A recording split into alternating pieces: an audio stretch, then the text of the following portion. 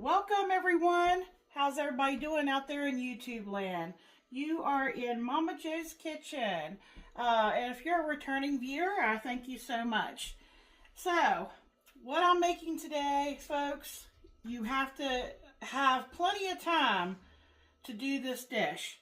So, if you choose to make this recipe, it is a labor of love.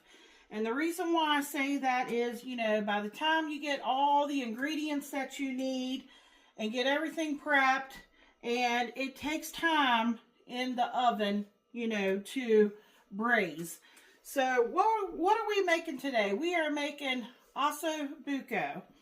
And you would do that using either veal or beef. Some people use lamb, some people even use pork. But Michael is a huge fan of beef. And beef is easier to find. Of course, veal is going to be, it's young, tender meat, and it's a little more expensive. Now, I thought I was going to have to go to my local meat market to have it cut. But fortunately, I found what I needed at my local Save-A-Lot. So if you have a Save-A-Lot, sometimes they have... that's where I got the pork belly, and the pancetta that I got was at Aldi's. I want to show you that. Okay. This is only 4 ounces, so I'm doing up 2 packages. So, I have my oven preheated right now to 350 degrees. It's typically done on 325. And that's if you have plenty of time and you just want to let it slow cook. If 350 is also a good temperature. It'll get done a little bit quicker. And of course, I've been on the go all morning. And since this is going to take time, I'm going to do it on 350. So keep that in mind. So in this pan here, I've got the 2 packages, the 8 ounces. It's 4 ounces each of the pancetta, and I am rendering the fat because we want the grease, and then the little brown bits we're going to set aside, and we're going to be adding that back in later. Now, it would be ideal to put this in a Dutch oven. I have a Dutch oven, but the problem with my Dutch oven, because if you see this meat here, how I have it hanging out here, and what I've done is you want to let them set out for just a little bit to take the room temperature out of the cold refrigerator temperature, bring it up a little bit. And they're hanging out here, and I very liberally salted and peppered both sides. But back to the Dutch oven thing, my Dutch oven is kind of narrow in the bottom, and then it gets wide as you go to the top. And what's good about a Dutch oven, though, if you don't have one that's narrow, is that, it's kind of deep. Because we need to braise our, our Osso Buco. Let me turn that down just a tiny bit. The grease is popping in here, folks. Oh, that smells really good. Some people do use bacon, but bacon is usually smoked, and I don't want to take away from the flavors of the Osso Buco, so that's why I'm using pancetta. So, since I can't use my, the reason why I don't want to use my Dutch oven is because that bottom, I don't think those 3 pieces would be really crowded in there. So, I'm going to use this pan I have right here. It's wide, but it's deep, and you want to make sure you have a lid.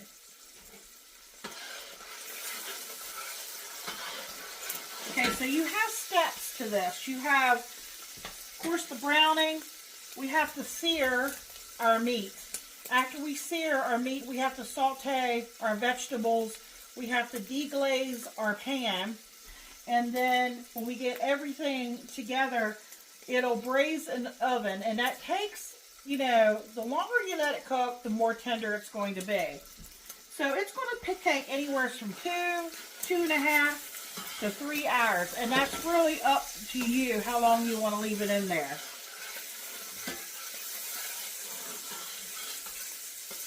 Okay, I'm almost where I want to be with this. We could talk about a few other ingredients. Okay, I've got 2 bay leaves over here. I have a handful, I'd say 4 or 5 sprigs of fresh thyme that I had in my freezer hanging out here. I'm going to use some crushed rosemary. I'm probably going to use, this is dried, so I'm probably going to use about a half of a tablespoon. I've got carrots, shallot, celery, garlic, of course. Oh, and they typically use tomatoes, like canned tomatoes. But, folks, I love to use what I have on hand.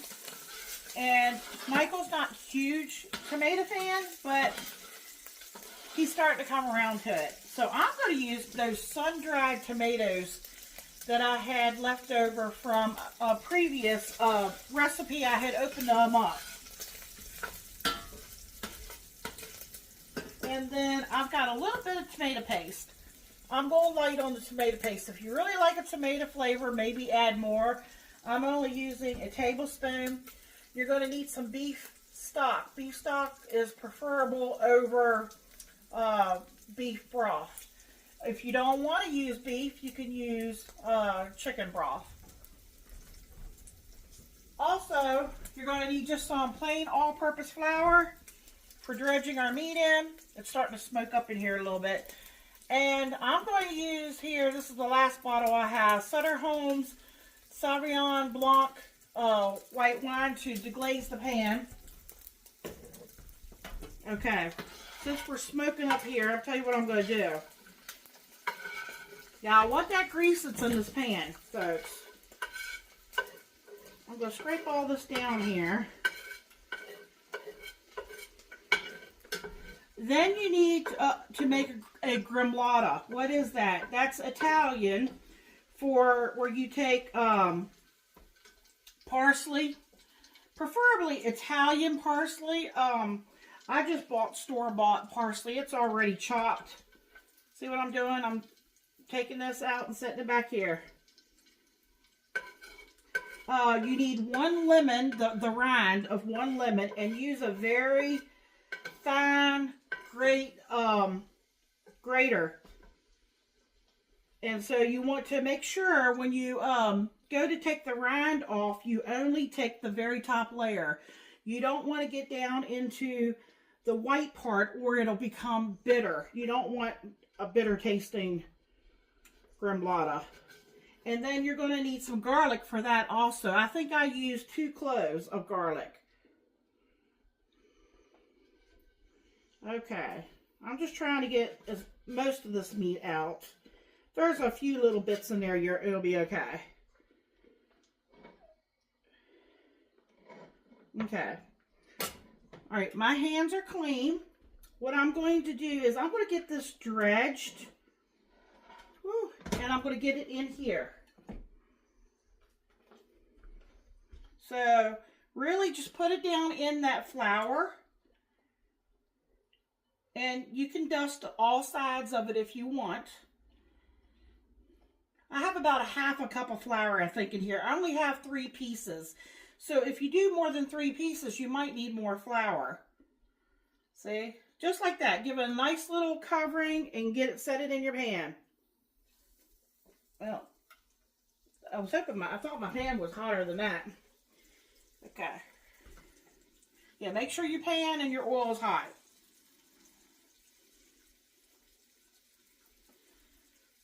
And I'm just going to let it get nice and brown on both sides. Now, an iron skillet would have done the job real quick, but I ended up using this pan because, like I said, I want to use this in the oven too.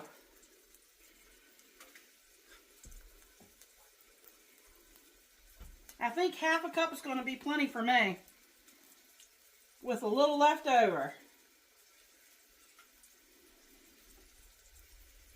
Okay, get it down in there. Make sure it's covered real good in that flour.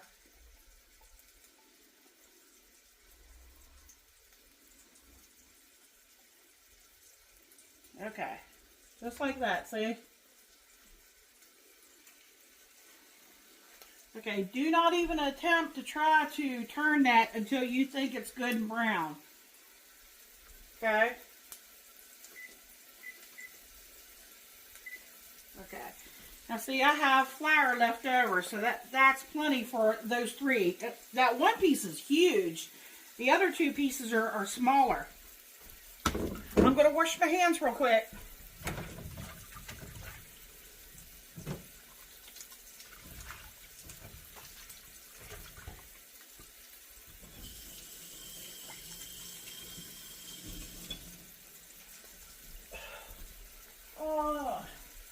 I'll just use this here. Grab my hands with. Let me move this out of the way. All right.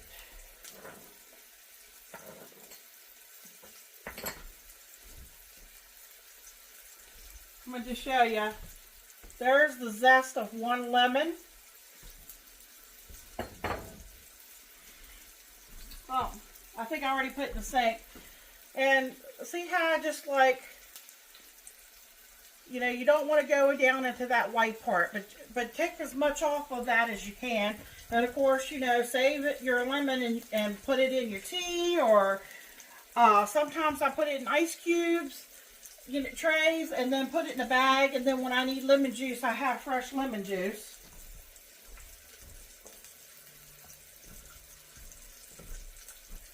I figure while we're waiting on this, we'll go ahead and do the gremlata part. Here is the 2 cloves of garlic, and I used that same real fine grater and just grated that garlic. I actually like doing it that way much better than using a garlic press. I have a garlic press, but I would say I'm not super happy with that garlic press. So the garlic goes in here. This is essential according to, you know, how it's served to put over top of your Osso Buco. Now see, you can buy this in your grocery store already done up. Now see how it's smoking in here? I have a vent. If I turn it on, it'll be super loud. I might have to run over there and grab my smoke detector and take it down. It's probably going to go off.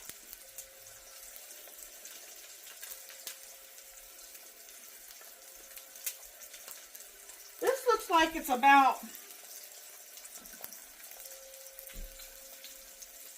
more than a fourth. Looks like it's about a third of a cup. Okay, and you just mix these together really well. And you want your parsley, you know, chopped really fine. And this is all you do. This is going to go on top.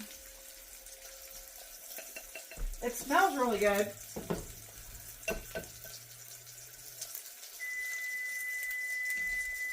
Alright, I'm going to try to turn these now. Let me get my tongs.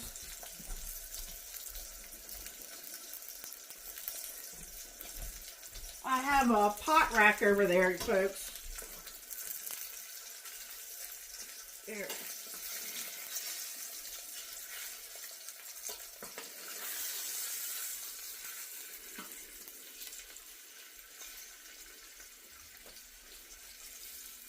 Now that piece right there curled because of that, probably the, you know, the fat around that bone. You know, you could take a knife and cut that too. Let's see. If I can.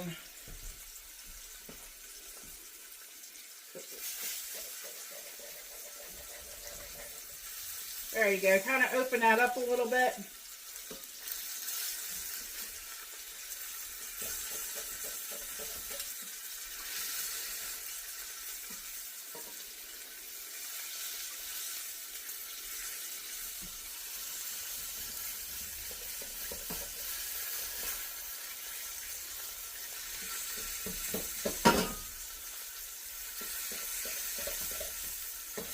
There we go.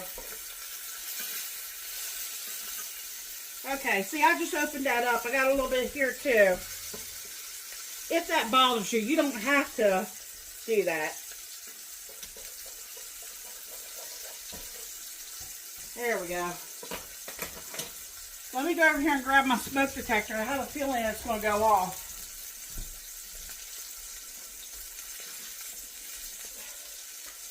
Stop that.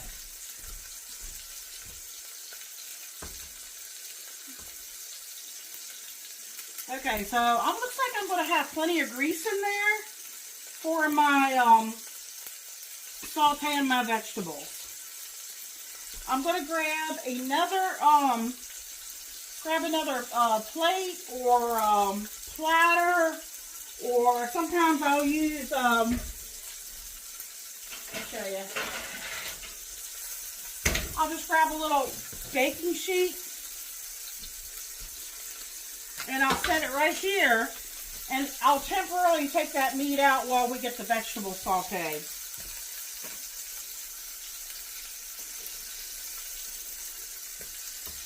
Let me see.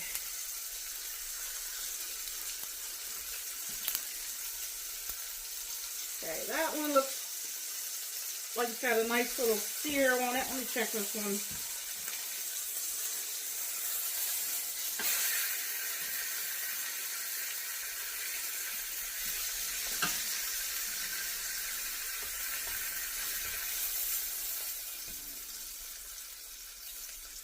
Okay, I'm going to let it rest right here on this this pan.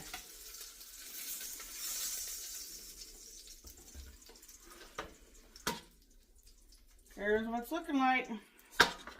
Okay, let's get these vegetables in here. That was, you want about equal amounts.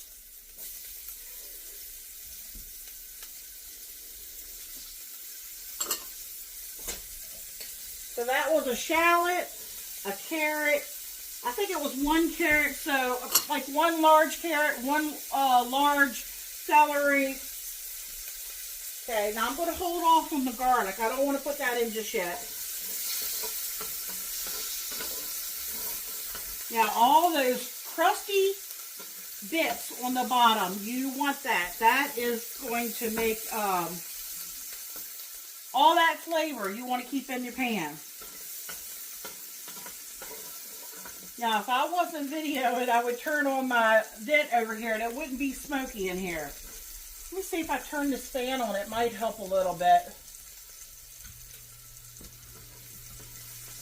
But then you probably wouldn't be able to hear me because I imagine I'm kind of hard to hear.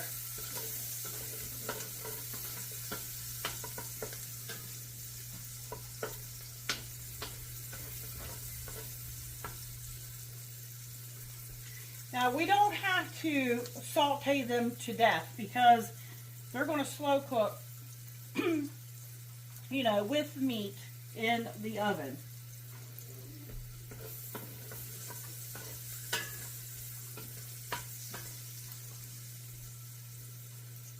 Okay, I'm going to, I would say this is about the same amount too. This is probably maybe a third. Not quite a half a cup of the sun-dried tomatoes. Let me get that tomato paste in here.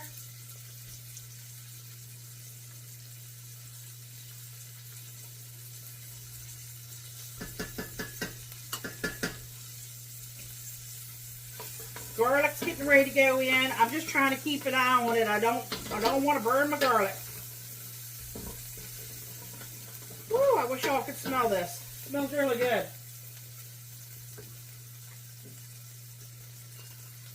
Okay. Going in with about a half of a tablespoon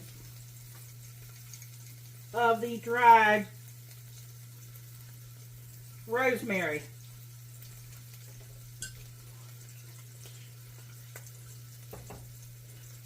Alright, I'm going to get that garlic in here.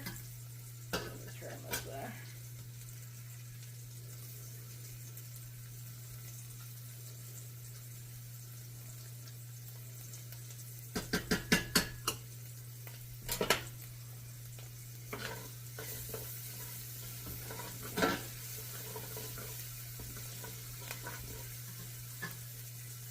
Okay, we'll throw in the thyme. All right, folks, now it's time, while everything's in there, I'm going to deglaze the pan. I'm using the whole bottle. Now, this is when you want to scrape your pan, the bottom. Get all those little bits up, okay?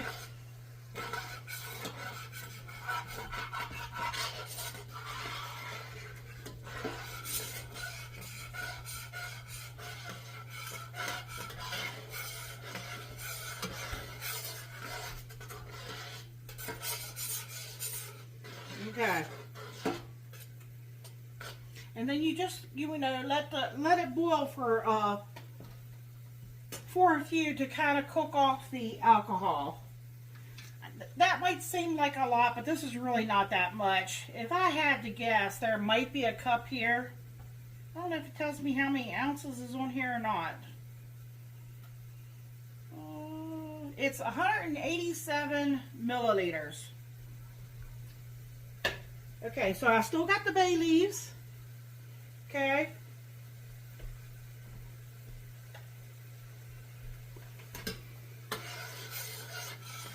Okay, when you think that everything looks good in here, the bottom is deglazed.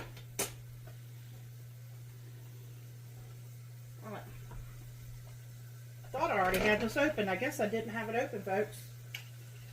There's a little tab in here you got to pull off. Okay, so what I'm going to do now, I'm going to put our meat back in.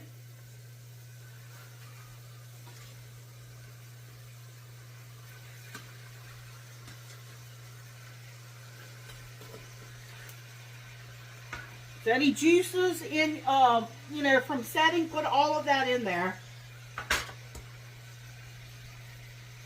The pancetta is going back in there.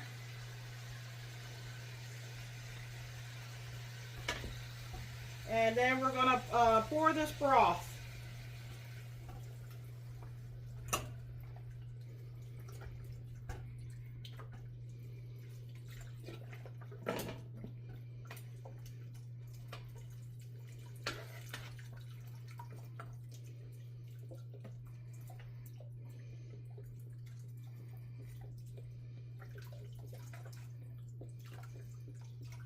Oh yeah, I've got plenty of liquid here.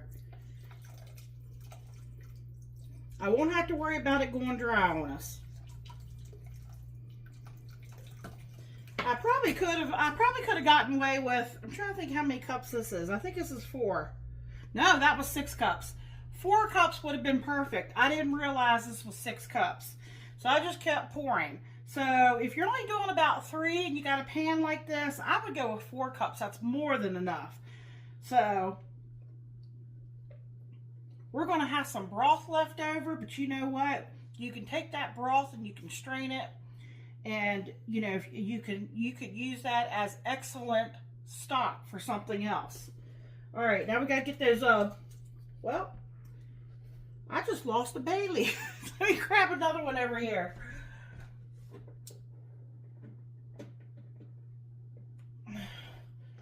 Those things are so light, you know, they're dried.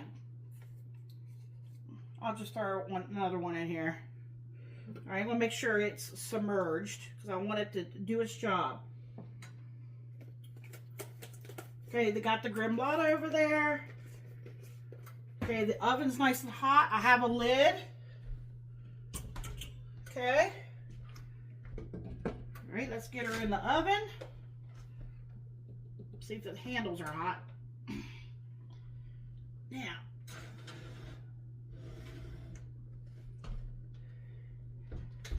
All right, folks, I am going to set my timer. Let's see here. Whoops, yeah, that's right.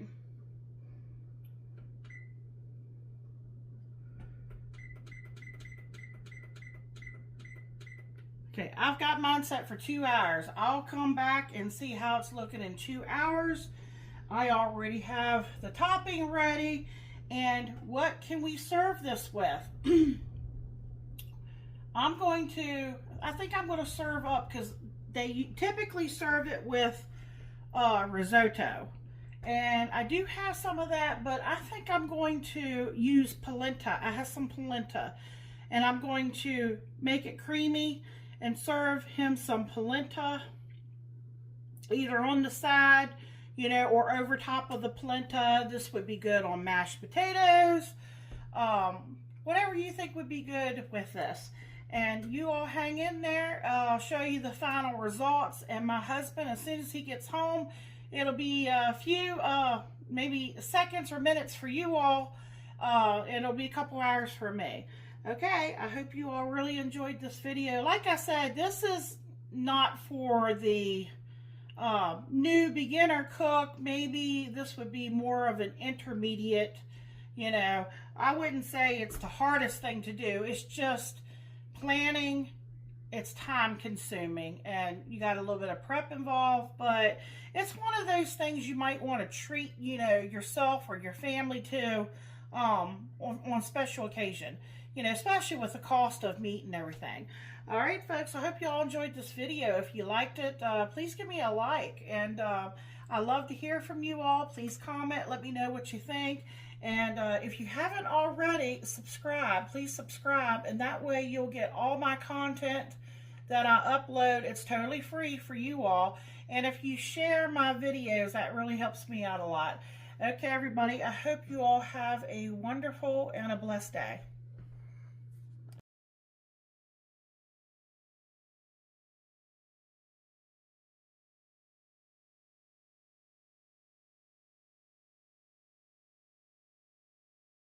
How you doing, YouTube? Welcome to Momma Jo's Kitchen. Today we have a dish I've never had before: beef Osso Buco served over polenta. Let's see if it will. Nope, I don't even need a knife. Wow. Get some of that gremlata. What's the green stuff? Is that the gremlata?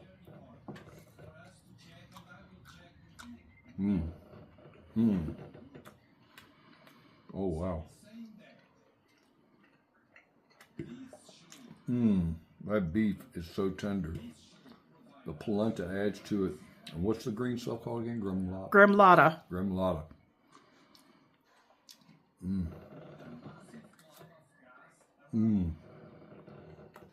Wow. That's amazing. Now, I could have served it with risotto, but I decided to go with polenta for you.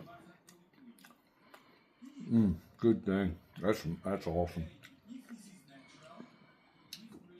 I don't know what cut of beef that is, but it Beef is. shank. Shank? It's leg. Wow. It is so tender, so juicy. Look at that right there. And you take the polenta with it. And what was the sauce called? The sauce? It's just sauce which you cook, you okay. braise with the beef shank. It's called Osso Buco. 2 thumbs up. Like, comment, share, subscribe. When you put the sauce over the polenta, it does kind of give it kind of a mashed potato kind of flavor. Our dog's acting up in there. Thank you. Like, comment, share, subscribe. Check out the video where Momma Jo makes it. Check out all Momma Jo's videos. Come back and get you some more goodness. Thank you. Good night.